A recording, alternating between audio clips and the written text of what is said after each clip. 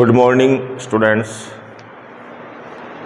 आप सभी का इस डिजिटल प्लेटफॉर्म प्राइम एजुकेशन पर मैं हार्दिक स्वागत करता हूं। मैंने सारी हमने पढ़ रखी है, उसी को मैं रिवाइज़ कराऊंगा और उसको रिवाइज़ कराने का जो तरीका रहेगा वो सीधा हमारे को जो एग्ज़ाम में जिस तरह से क्वेश्चंस पुटअप किए जाते हैं उसी चीज़ को मैं इस वीडियो के अंदर फोकस करूंगा और वही मेथड आपको यहाँ पर सिखाने वाला हूँ।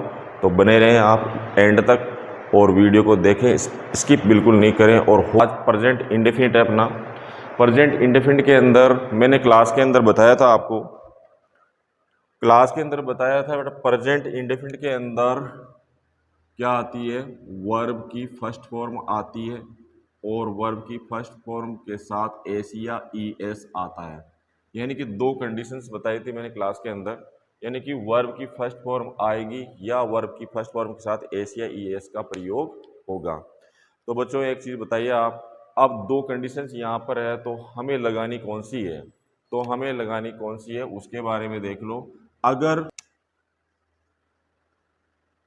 वर्ब की फर्स्ट फॉर्म का यूज हम करेंगे प्लूरल सब्जेक्ट के साथ, समझना ध्यान से। अब बेटा प्लूरल सब्जेक्ट कौन कौन से होते हैं, एक तो यू हो गया, वी हो गया, दे हो गया। इस तरह के जो प्लूरल सब्जेक्ट्स है उसके साथ हम वर्ब की फर्स्ट फॉर्म का ही प्रयोग करेंगे। इसके अंदर एस या एस का प्रयोग नहीं करना है, हमें ये ध्यान रखें। तो यानी कि जो इंग्लिश की आइडेंटिफिकेशन हुई, इंग्लिश के अंदर प्रेजेंट इंडेफिनिट को आप पहचानोगे तो कैसे पहचानोगे, उसके अंदर आपको वर्ब की फर्स्ट फॉर्म मिलेगी या फिर वर्ब की फर्स्ट फॉर्म के साथ एस या एस का प्रयोग मिलेगा। ठीक है, अब देखिए यहाँ पर अगर मान लो आपको V1 यानी वर्ब की फर्स्ट फॉर्म या एस या ई एस लगाना, वो किसके साथ लगाओगे आप, सिंगुलर सब्जेक्ट के साथ। किसके साथ लगाओगे, सिंगुलर सब्जेक्ट के साथ। या फिर आप लिख लीजिए यहाँ पर थर्ड पर्सन के साथ। किसके साथ, थर्ड पर्सन के साथ हमेशा हमेशा हम किसका यूज करेंगे, वर्ब की फर्स्ट फॉर्म और उसके साथ एस या ई एस का यूज करेंगे।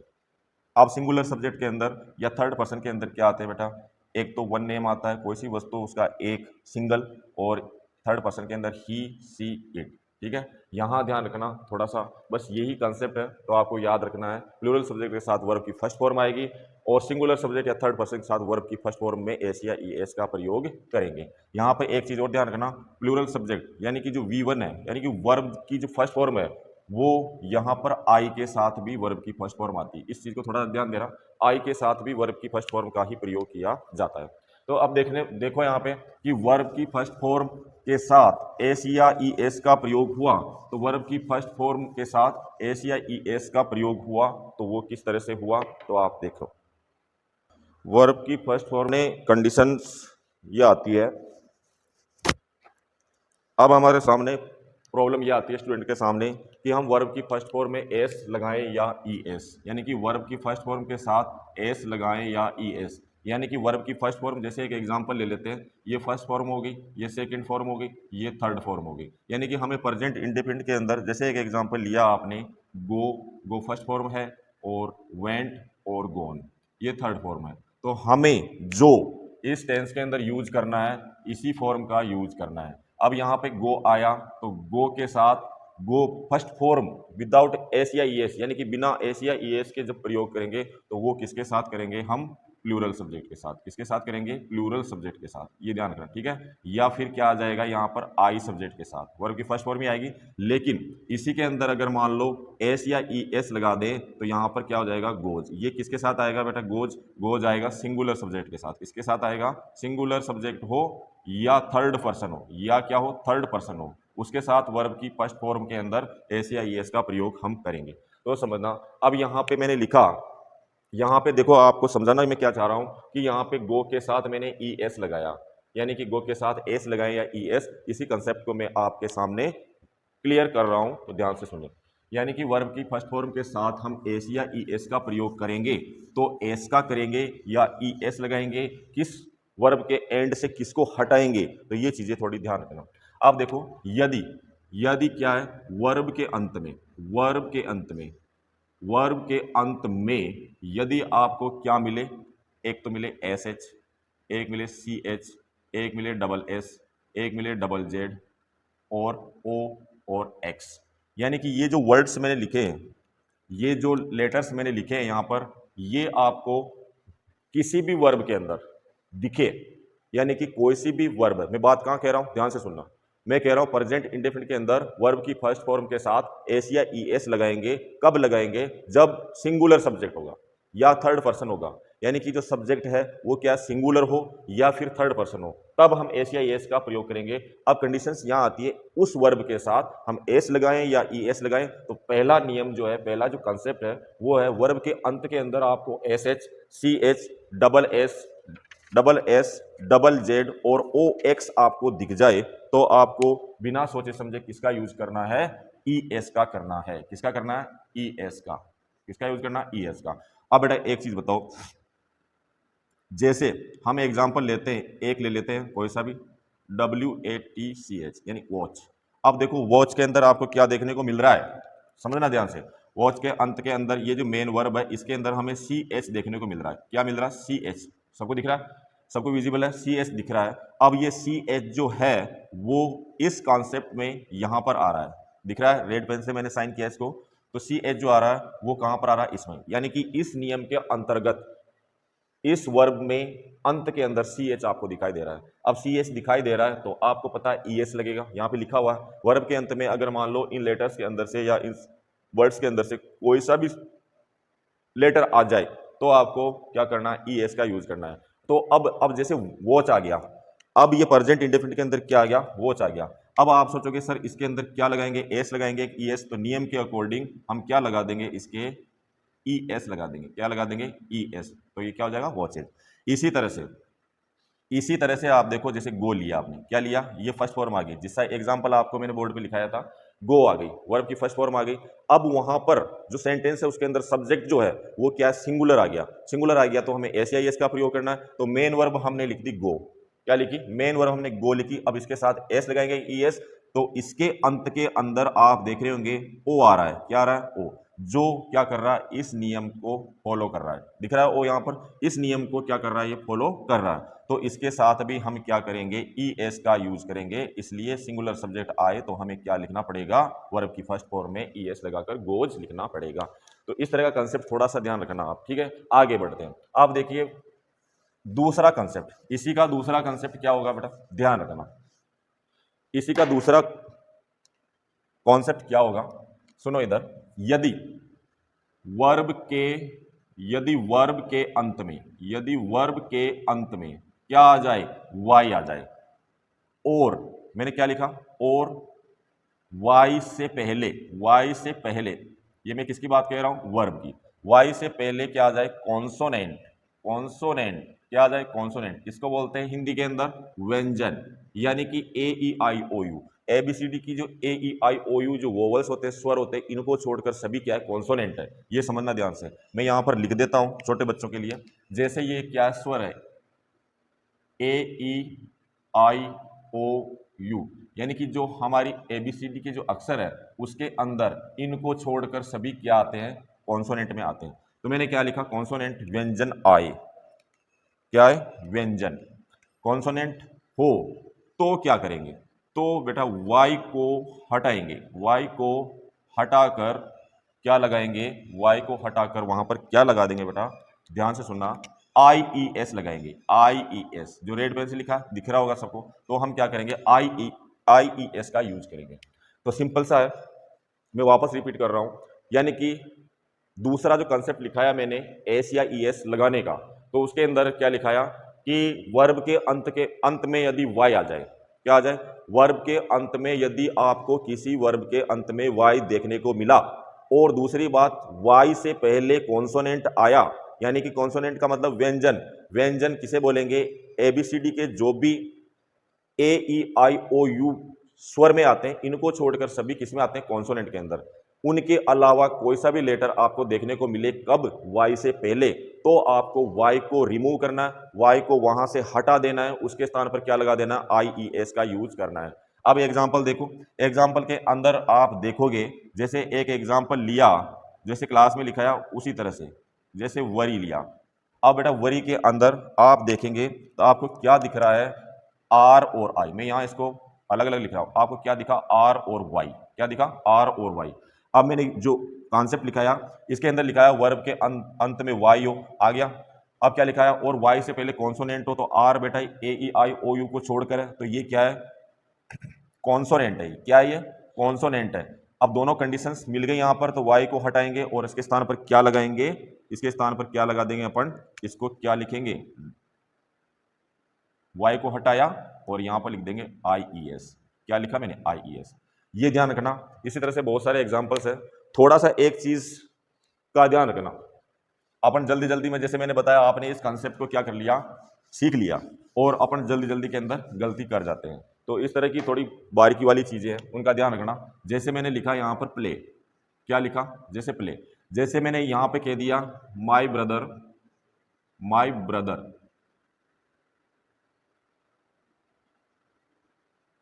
Play cricket. अब बेटा यहां पे जो main verb I, main verb क्या आ रही है यहां पर, प्ले। प्ले आ रही है, नहीं आ रही। अब प्ले के साथ हम क्या लगाएंगे, सुनना ध्यान से। अब बेटा यहाँ पे देखो, ये सिंगुलर सब्जेक्ट है, माय ब्रदर क्या सिंगुलर सब्जेक्ट है, मेन वर्ब कौन सा है कि प्ले, और ऑब्जेक्ट कौन सा है, क्रिकेट। सुनना इधर, माय ब्रदर क्या सिंगुलर है, क्या है, सिंगुलर सब्जेक्ट है। सिंगुलर सब्जेक्ट होने की वजह से हमें यहाँ पर क्या करना पड़ेगा, V1 प्लस एस या ई एस। अब कंडीशन कहाँ आती है, एस लगाएं या ई एस, तो यहाँ पर प्ले लिखा आपने, क्या लिखा, प्ले। अब प्ले के अंदर वर्ब के अंत में आपको दिखाई दे रहा होगा वाई, तो आप सीधे से वाई को हटाकर आई एस लगाने की गलती मत करना। मैंने इसके साथ ही दूसरा एक नियम और लिखाया है, वर्ब के अंत में वाई तो हो, लेकिन वाई से पहले क्या हो, कॉन्सोनेंट हो। तो बेटा यहां पर देखेंगे अपन, वाई से पहले क्या आ रहा है, ए आ रहा है, तो ए किसी में आता है, वोवल्स के अंदर आता है, स्वर के अंदर आता है। तो यहां पर हमें क्या करना है, एस ही लगाना। तो यहां पर क्या करेंगे हम, प्ले, प्लेज। क्या करेंगे यहाँ पर, एस का प्रयोग करेंगे तो एस का ही करेंगे, तो यहाँ पर इसका क्या हो जाएगा, प्लेज। तो समझ में आया आपके, एस या एस। अगर मान लो इन दोनों नियम, ये जो दो कॉन्सेप्ट लिखाए हैं, इनके अंदर मेन वर्ब की जो कंडीशंस है वो मैच नहीं कर रही है, तो आपको बिना सोचे समझे उसके अंदर एस का यूज करना है। समझ में आ गई। तो वापस रिपीट करूं, पहला कॉन्सेप्ट लिखा है, यदि वर्ब के अंत में C H, S H, double S, double Z, O और एक्स आ जाए तो आपको ई एस का यूज करना है। दूसरा कॉन्सेप्ट लिखाया, वर्ब के अंत में यदि वाई दिखे आपको, मैंने क्या कहा, वर्ब के अंत में यदि वाई दिखे लेकिन वाई से पहले क्या हो, कॉन्सोनेंट हो, तो उस अंतिम लेटर वाई को हटाकर वहां पर उसके स्थान पर आई ई एस का यूज करना है। समझ में आई सबके। अगर दोनों कॉन्सेप्ट से मैच नहीं कर रही कोई वर्ब, दोनों कंडीशंस उसके अंदर अप्लाई नहीं हो रही है, तो आपको उसके अंदर बिना सोचे समझे एस का यूज करना। अंत में किसका यूज करना, एस का यूज करना। तो आपके समझ में आया। जैसे एग्जांपल यहां लिया मैंने बताया था वाई आए, तो वाई आने का जल्दबाजी मत करना, उसकी जगह हटाकर आई एस मत लगा देना। तो वहां पर क्या आएगा, वाई से पहले एक कॉन्सोनेंट होना जरूरी है। तो यहां पर तो वोवल्स है, यहां पर तो क्या है, वोवल आया, ए ई आई ओ यू, वोवल्स के अंदर आते हैं, ये आ जाएंगे तो नहीं हटेगा, उसके अंदर तो एस ही लगेगा फिर। ठीक है, समझ में आई सबकी। चलो आगे देखते हैं। अब आगे मैं आपको एडवर्ब्स लिखाऊंगा। अगर मान लो वो एडवर्ब्स आती है, वो एडवर्ब्स आपको कहीं भी दिख जाए, तो आपको टेंस को पहचान कर लेनी है। टेंस की पहचान हमें अंग्रेजी में ही करनी है, हिंदी में नहीं करनी, ये ध्यान रखना, क्योंकि वहां पे हिंदी लिखी हुई नहीं आएगी आपके पास, वहां इंग्लिश का सेंटेंस ही होगा, उसी को इंग्लिश के अंदर ही अपने को पहचानना है। ठीक है, चलो एडवर्ब देख लीजिए। अब आगे आपको बोर्ड के अंदर जो एडवर्ब्स लिखी हुई है, मेरा इसको लिखाने का एक ही मतलब है कि ये इंग्लिश की आईडीज मानी जाती है, प्रेजेंट इंडेफिनिट की इंग्लिश में आईडीज मानी जाती है। जो सम एडवर्ब्स है जो आपको याद रखनी है, ये कहीं पर भी दिखे आपको, तो आपको सीधा सिंपल सा कहाँ आ जाना है, प्रेजेंट इंडेफिनिट के पास आ जाना। कहाँ आ जाना, ये प्रेजेंट इंडेफिनिट की है, किसकी है, प्रेजेंट इंडेफिनिट, याद रहे। देखो मैंने क्या लिखा, always, often, daily, mostly, generally, usually, once a day, twice a day, scarcely, rarely, seldom, hardly, sometimes, regularly, occasionally, never, every day, every month, every year, once a week, once a year, once a month, each day, each night, each month, each year, on Sunday, on Monday, on Tuesday, Thursday, Friday, in the morning or evening। यानी कि इस तरह की adverbs आपको कहीं पर भी दिखे। यानी कि सिंपल सा तरीका है कि जैसे हम किसी भी व्हीकल को डिस्ट्रिक्ट कोड देखकर हम आइडेंटिफाई कर लेते हैं कि ये गाड़ी कौन से डिस्ट्रिक्ट से बिलोंग करती है। ठीक है, तो इसी तरह से प्रेजेंट इंडेफिनिट के अंदर मैंने जो एडवर्ब्स लिखाई है वो आपको माइंड के अंदर रखनी है। इनमें से कोई सा भी दिखे, कोई सा भी वर्ड किसी भी एग्जाम के अंदर दिख जाए आपको सेंटेंस के अंदर, तो आपको प्रेजेंट इंडेफिनिट का अनुसरण करना है, यानी कि या तो V1 लगाना है या क्या लगाना है, V1 के साथ एस या एस का यूज करना है। अब मैंने ये भी बता दिया आपको वर्ब की फर्स्ट फॉर्म तो कहाँ आएगी, वर्ब की फर्स्ट फॉर्म के साथ एस या एस कहाँ लगेगा।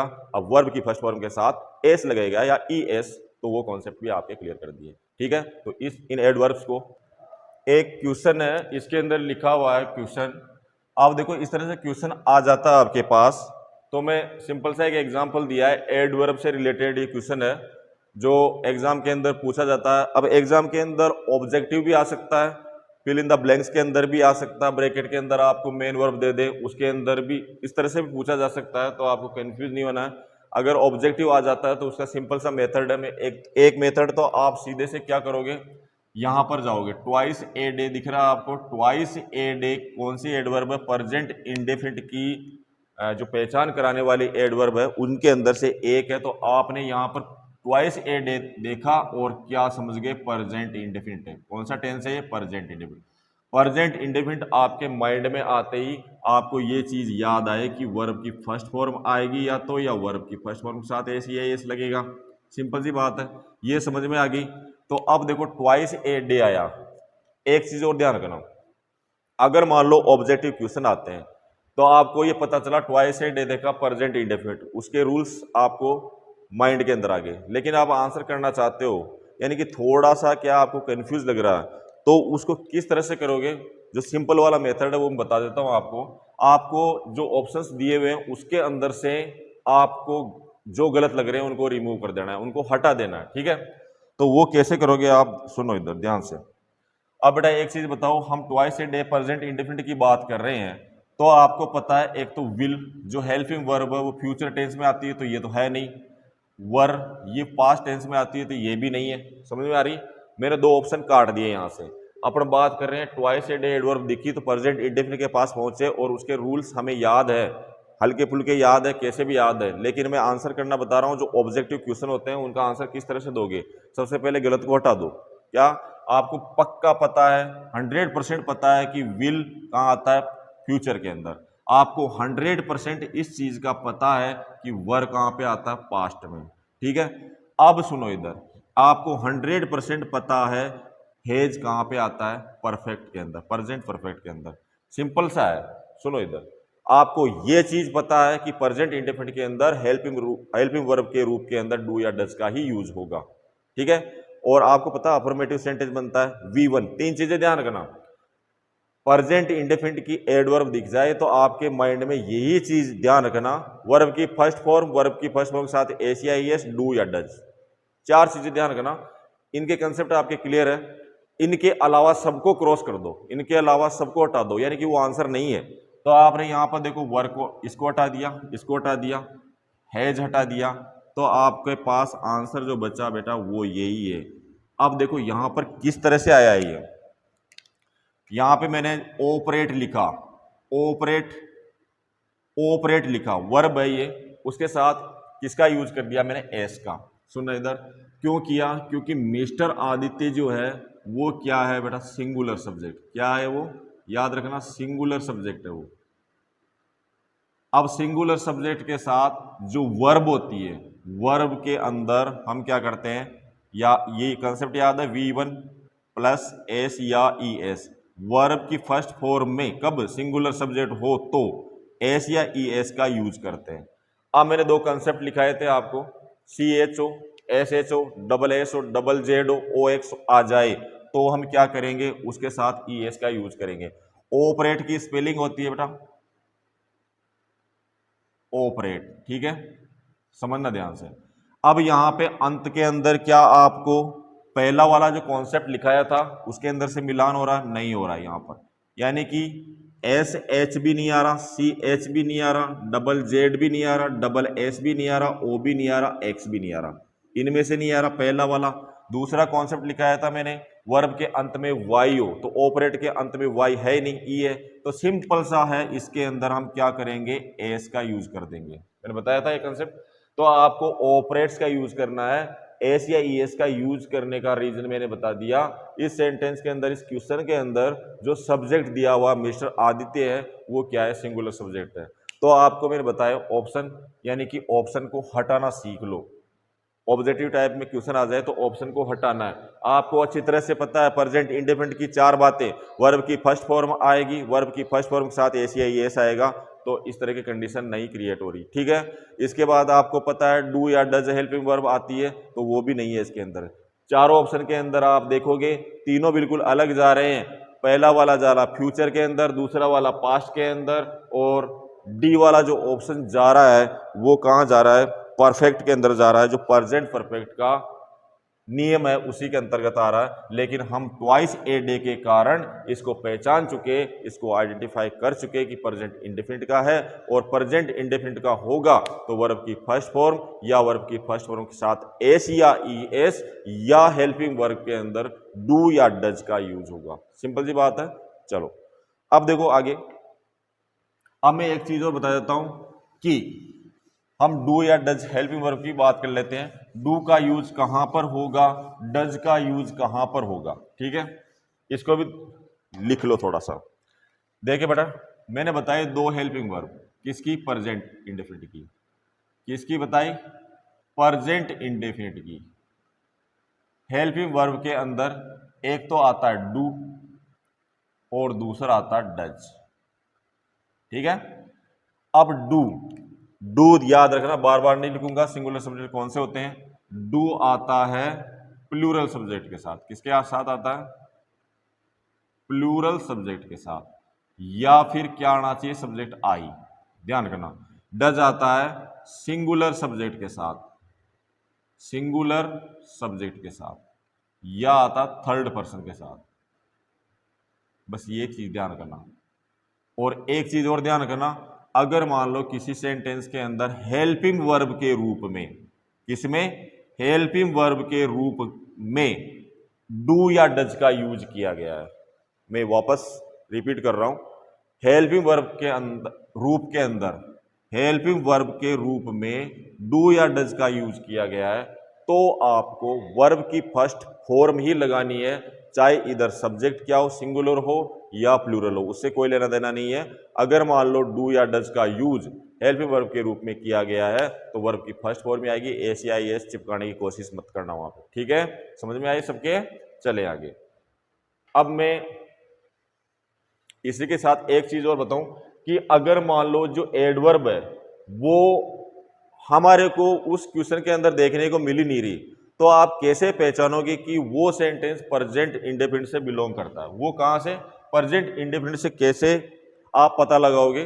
तो अब देखिए मैं आगे मैंने ये लिखा है, यदि एडवर्ब या इंग्लिश आईडी जो मैंने लिखाई है आपको, तो वो नहीं आए तो आप किस तरह से पहचानोगे कि ये प्रेजेंट इंडेफिनिट का है, इसके अंदर वर्ब की फर्स्ट फॉर्म आएगी, वर्ब की फर्स्ट फॉर्म साथ ऐसे ऐसा, किस तरह से आइडेंटिफाई करोगे। तो ये चीजें मैंने लिखी है, सुनो इधर देखो। अगर कोई सेंटेंस हो हैबिट से रिलेटेड हो, ठीक है, रेगुलर एक्टिविटी से रिलेटेड हो, रिपीटेड वर्क हो, कोई सेंटेंस के अंदर उसका सेंस किस तरह से निकले, हैबिट से रिलेटेड, रेगुलर एक्टिविटी से रिलेटेड, रिपीटेड वर्क से रिलेटेड।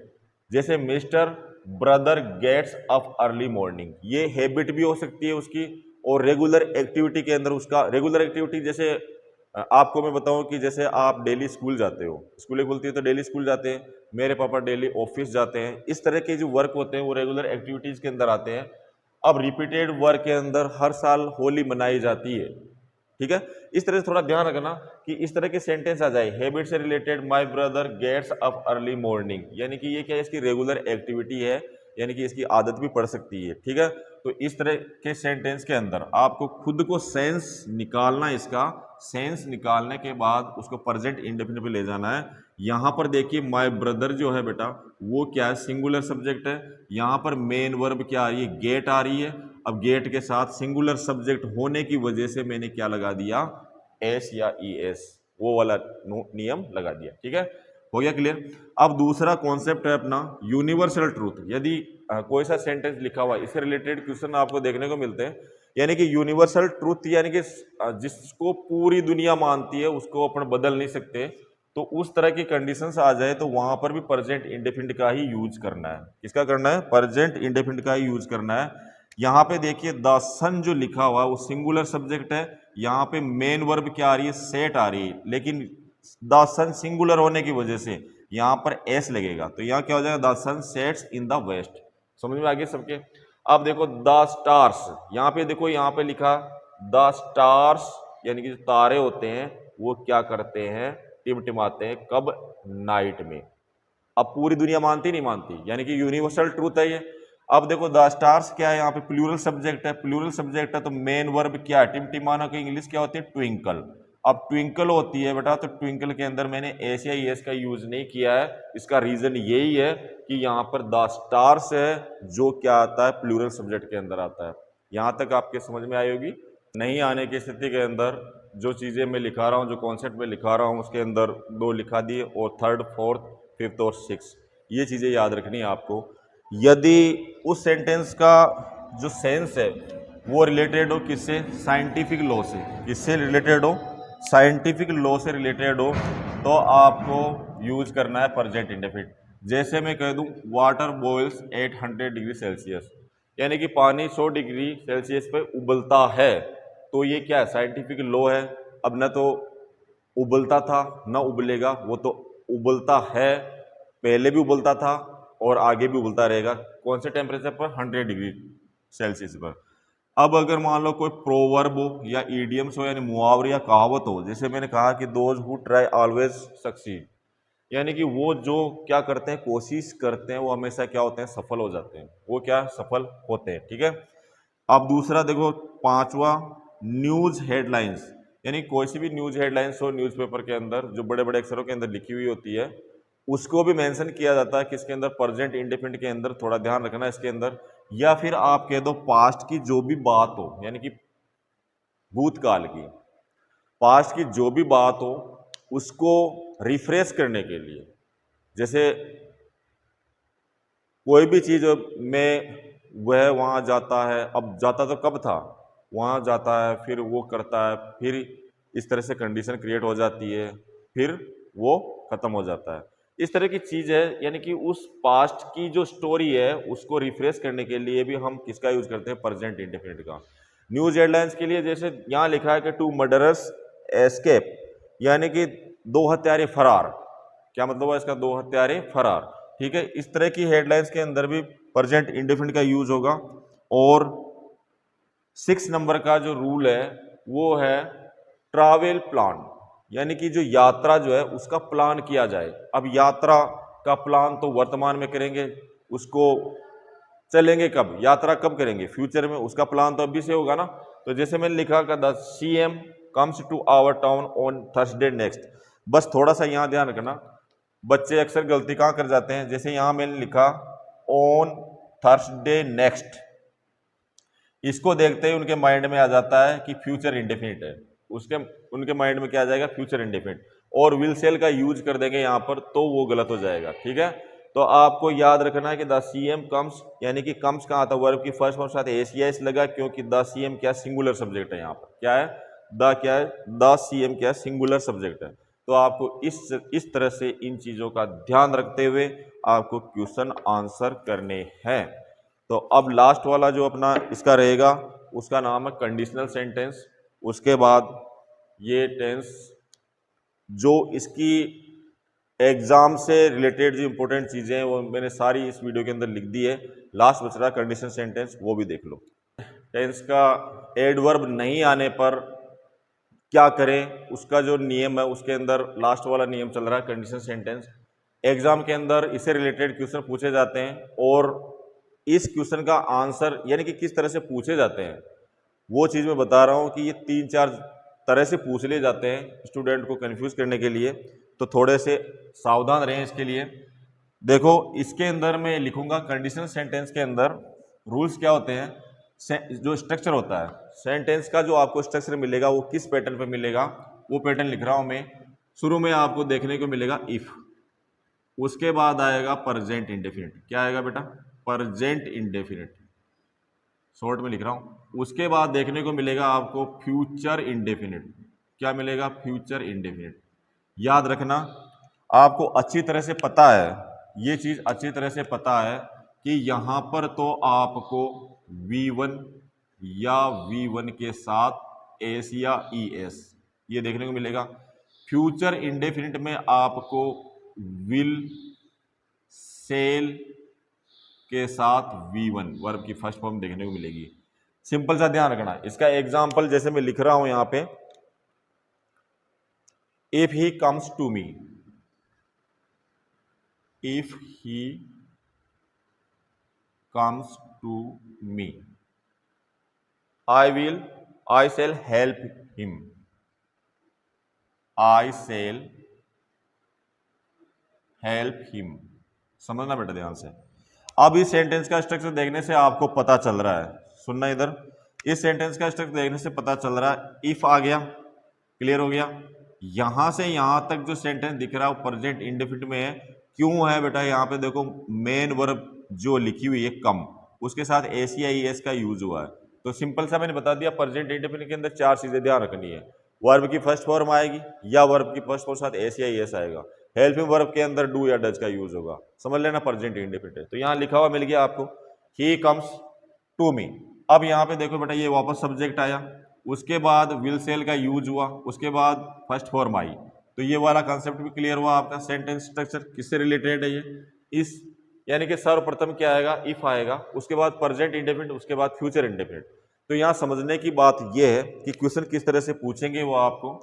अब सुनना, कंडीशन सेंटेंस कैसे हुआ पहले हिंदी में देख लीजिए। यदि वह मेरे पास आता है, सॉरी हाँ, यदि वह मेरे पास आता है तो आई शैल हेल्प हिम, मैं उसकी मदद करूंगा। समझना ध्यान से, यदि वो मेरे पास आता है तो मैं उसकी मदद करूंगा। यदि आप मेरे से पढ़ते हो तो मैं आपको अंग्रेजी सिखाऊंगा। समझ में आ गई बात? तो समझना ध्यान, कंडीशन है यदि आप आते हो, कंडीशन है ना, शर्तवाचक वाक्य होगा, यदि आप आते हो तो आपको फायदा होगा। सिंपल सी बात है। अब सुनो इधर, if he comes to me I shall help him. अब एग्जाम में क्वेश्चन किस तरह से पूछा जाएगा? एग्जाम में क्वेश्चन इस तरह से पूछा जाएगा, यदि आपको दे दिया जाए इफ, और उसके बाद इसी को लिखा रहा हूं मैं, यहां दे देंगे आपको ब्रैकेट के अंदर कम, कम ओनली वर्ब की फर्स्ट फॉर्म। सुनना ध्यान से। फिर दे दिया आपको पूरा sentence structure, to me I shall help him. समझना ध्यान से, बस ये चीज समझना है। अब आपको क्वेश्चन सुनना है, इधर इधर की साइड में जो फर्स्ट वाला क्लोज है वो प्रेजेंट इंडेफिनिट में इफ के साथ वाला, और दूसरा वाला किसमें? फ्यूचर इंडेफिनिट के अंदर। आपको पता है कि फ्यूचर इंडेफिनिट तो आ गया, यहाँ पे सेल आ गया, फ्यूचर इंडेफिनिट आ गया, तो ये वाला जो बचा हुआ है इसको प्रेजेंट इंडेफिनिट के अंदर ही बनाना आपको, ये ध्यान रखना, ठीक है। और इफ से जुड़ा हुआ है। तो आप बताइए यहाँ पे ही क्या सिंगुलर सब्जेक्ट है, सिंगुलर सब्जेक्ट के साथ मेन वर्ब के अंदर क्या लगा देते हैं अपन? एस या ES। तो ये क्या हो जाएगा? कम्स। ठीक है, समझ में आई सबके? अब देखो एक एग्जांपल और देता हूं, उसके बाद ये वीडियो खत्म हो जाएगा, सारे कॉन्सेप्ट क्लियर हो जाएंगे। ठीक है, एक एग्जांपल और ले लेते हैं अपन, इसी तरह का एक एग्जांपल और ले। If you work hard you will get success. अब बेटा एक तो पैटर्न ये हो गया, आपने मैंने ये पैटर्न बता दिया आपको। भाई देखो ऐसा है, इस तरह का सेंटेंस आ गया, तो सेंटेंस स्ट्रक्चर होता है अपना if, present indefinite, future indefinite. समझना ध्यान से, ये वाला पैटर्न रहेगा अपना। ठीक है, अब इसके अंदर देखने को मिल रहा है आपको इफ आ गया, यू आ गया, यहां पे क्या दिखा? इफ के साथ जुड़ा हुआ ये पूरा सेंटेंस यहां तक जुड़ा हुआ है फर्स्ट क्लोज। अब फर्स्ट क्लोज के अंदर दूसरे के अंदर जाएंगे तो अपने को विल मिल गया, तो यानी कि फ्यूचर इंडेफिनिट तो हो गया है, फ्यूचर इंडेफिनिट तो आ गया, तो फ्यूचर इंडेफिनिट आ गया, यहाँ पे इफ आ गया, तो हमें प्रेजेंट इंडेफिनिट की जो वर्ब है उसी को सही करना है यहाँ पे। तो यू के साथ, यू क्या है बेटा? प्लूरल है, यू क्या आता है? प्लूरल के अंदर आता है। अब प्लूरल है तो वर्ब की फर्स्ट फॉर्म ही आती है, एस या ES का यूज नहीं होता है। तो इसका आंसर क्या हो जाएगा? यहाँ पे क्या आ जाएगा? वर्क। क्या आ जाएगा? You work hard. अब देखो क्वेश्चन किस तरह से, अब थोड़ा ध्यान देना, क्वेश्चन इस तरह से भी आ सकता है, जैसे यू दे दिया, यू विल गेट सक्सेस, और उसके बाद दे दिया आपको इफ यू वर्क हार्ड। अब सुनो इधर, और यहां पर दे दिया फिल इन द ब्लैंक्स, मैं यहां लिख रहा हूं इधर, यहां मेन वर्ब दे दिया आपको वर्क, यहां पे फिल इन द ब्लैंक्स, ठीक है। अब आपको कंफ्यूज नहीं होना, इस तरह से नहीं सोचना कि सर ने बताया था कि फर्स्ट के अंदर ही अपने को प्रेजेंट इंडेफिनिट का यूज करना है, नहीं, ये चीज ध्यान रखना। मैंने स्ट्रक्चर लिखा है क्या, if you work hard, oh sorry if present indefinite, if के बाद प्रेजेंट इंडेफिनिट, तो यहाँ पे इफ आ रहा क्या, फर्स्ट वाले सेंटेंस के अंदर विल आ गया, सेल आ गया, फ्यूचर इंडेफिनिट में गया, इफ यहां से आ रहा तो इफ के साथ हम क्या करेंगे, प्रेजेंट इंडेफिनिट का यूज करेंगे, यानी वर्क का यहां यूज करेंगे, ठीक है। एक पैटर्न और होता है इसका पूछने का, उसको बता देता हूं, एक पैटर्न और रहेगा बेटा, ध्यान रखना, उस चीज को भी ध्यान रखना। इस तरह से पूछ लेते हैं, कोई जरूरी नहीं है किस तरह से पूछे, सारी तरह से तैयार रहना आपको, सारी तरह से तैयार रहना है, अगर मान लो अच्छे नंबर लाने हैं तो। इस तरह से पूछ लेते हैं, जैसे दो पैटर्न बताऊंगा मैं, इफ दे दिया, यू दे दिया, वर्क हार्ड दे दिया, वर्क हार्ड भी दे दिया, यहाँ पे इसी को रिपीट कर रहा हूं मैं ताकि अच्छी तरह समझ में आए। यहाँ पे दे दिया आपको यू, यहाँ पे दे दिया आपको गेट, और यहां दे दिया आपको सक्सेस। अब क्वेश्चन आ गया साहब, अब बच्चे जल्दी में क्या करेंगे, अच्छा सर ने बताया कोई बात नहीं, गेट्स ये लगा दिया साहब, या तो गेट लगा देंगे या गेट्स लगा देंगे, बस यही गलत हो जाएगा। तो ये थोड़ा पैटर्न ध्यान रखना, आपको यही समझनी है चीज, बस इसी चीज को ध्यान रखना। सबसे पहले इफ, उसके बाद प्रेजेंट इंडेफिनिट, उसके बाद फ्यूचर इंडेफिनिट, बस ये चीज ध्यान रखना, ये चीज कॉन्सेप्ट क्लियर कर लेना। इफ के साथ आया प्रेजेंट इंडेफिनिट, इफ के साथ आया प्रेजेंट इंडेफिनिट, तो दूसरा वाला क्या आएगा, फ्यूचर इंडेफिनिट। अगर इसका सही आंसर होगा तो क्या होगा, आपको पता है यू के साथ विल आता है और मेन वर्ब की फर्स्ट फॉर्म आती है, यू विल गेट, इसका आंसर फाइनल हो जाएगा, ठीक है। इस तरह से पूछ लेते हैं। अगर मान लो दूसरा पैटर्न, कंफ्यूज किसी भी तरह से कर सकते हैं, ये ऐसे भी दे सकते हैं, जैसे ये दे दिया यू, अब इसी को पहले दे दिया, गलती कहां कहां करेंगे वो सारी चीजें मैं क्लियर कर रहा हूं, गलती कहां कहां करेंगे वो सारी चीजें क्लियर कर रहा हूं। इस सेंटेंस को पहले दे दिया और फिर दे दिया इफ यू वर्क हार्ड, यहां दे दिया बेटा। अब गलती क्या करोगे, अच्छा सर ने बताया फर्स्ट वाला सेंटेंस, यहां पे फिर एस या एस लगा दोगे आप, इस तरह से की गलती नहीं करना है, क्योंकि इफ यहां से आ रहा है और इफ के साथ प्रेजेंट इंडेफिनिट यहां जुड़ा हुआ है, तो बेटा ये इधर आए तो भी क्या आ जाएगा, फ्यूचर इंडेफिनिट ही आएगा, यानी कि विल सेल का प्रयोग करके फर्स्ट फॉर्म का प्रयोग करना है आपको। आशा करता हूं, उम्मीद करता हूं सबको ये क्लास अच्छी लगी होगी।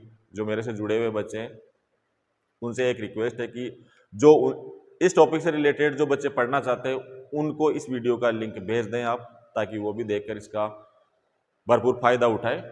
और इस तरह के वीडियो, जिस तरह से ऑफलाइन क्लासेस चलती है उसके अंदर मैं कहीं भी पढ़ाता हूं, तो ऑफलाइन क्लासेस के अंदर जो पढ़ते हैं बच्चे, जो अनुपस्थित रहते हैं, यानी वीकेंड के अंदर पूरा जो वीक का जो पढ़ाया है वो सारा मैं उसके अंदर डाल दूंगा। इसी टॉपिक से रिलेटेड, प्रेजेंट इंडेफिनिट से रिलेटेड में प्रैक्टिस एक्सरसाइज भी डालने का प्रयास करूंगा बीच के अंदर, तो उसको भी देखें आप, क्योंकि वो एग्जाम पैटर्न पे होगी और एग्जाम के हिसाब से भी बहुत ही महत्वपूर्ण, उसके अंदर से वो पैटर्न सारे वही रहेंगे, कुछ सब चेंज किए जा सकते हैं, तो आप थोड़ा ध्यान रखें। थैंक यू, धन्यवाद।